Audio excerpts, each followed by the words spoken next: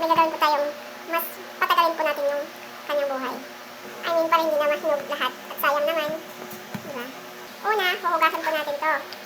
Hugasan po natin sa bago balatan.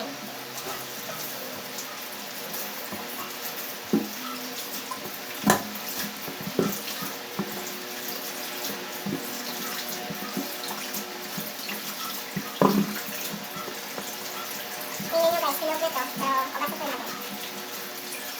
Like this. Ito tulad dito, nabalatan siya pero hilaw pa. Akala ko hinog na.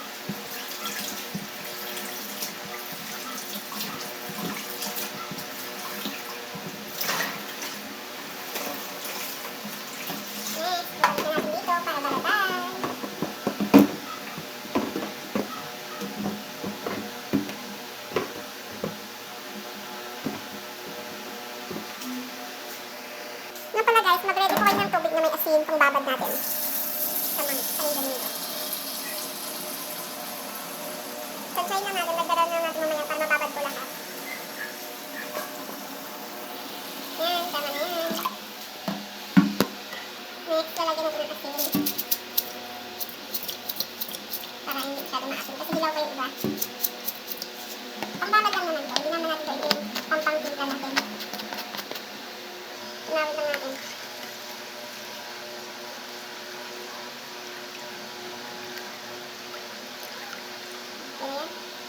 Next, balatan na natin yung hilaw. Yung hinagwag na.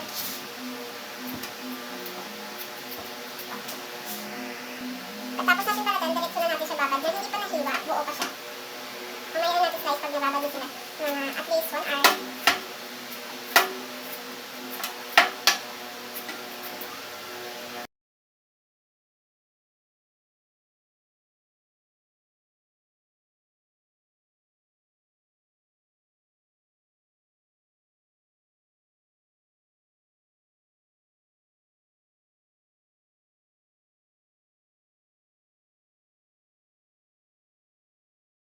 Guys, tapos na po natin siyang balatan. Babad lang po natin siya ng mga 20 minutes. Tapos slice natin siya para ibabad pang pickles.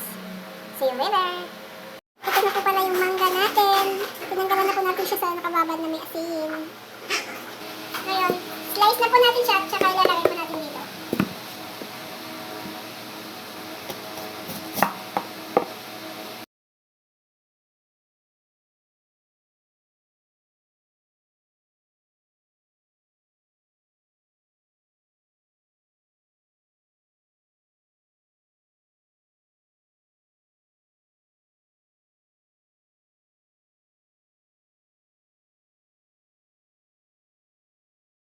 Na po lahat ng naiwan natin.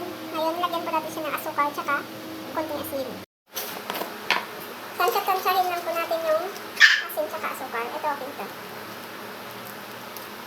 And then, para naman po kayo sa timpla na pag, okay na. Tansya-tansya lang. Lagyan natin siya ng 2 kutsara. Ayan. Next, i-melt natin siya para ma-dissolve yung asin tsaka yung asukal.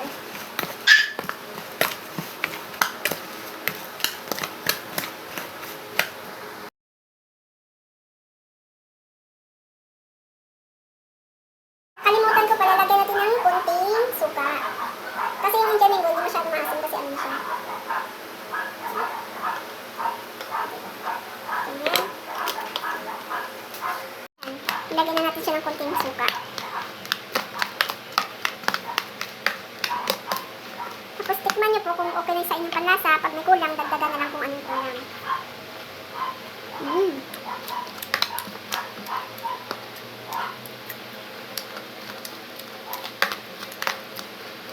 Lagyan natin ng konting asukal.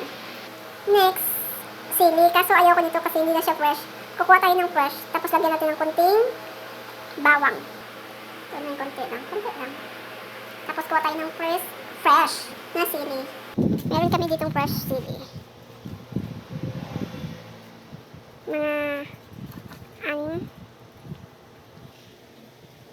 so hot outside. More. Para medyo may cut yung anghang niya. Ating it's okay na. Siyempre, wash first. Ayan na po yung lalagay natin. Let's go. Good luck. O diba? Magiging matagal na to. Pwede siya kahit isang buwan pa. Kaya siya.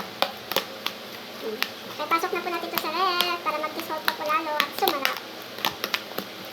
Pwede na po ito kainin bukas. Yan. Pag mahirapan po kayo mag-aaral, pwede nyo po siyang i-shake para mabilis siya matunaw yung mga pinaglalagay nyo. I forgot. Kunting paminta po pala. Haluin.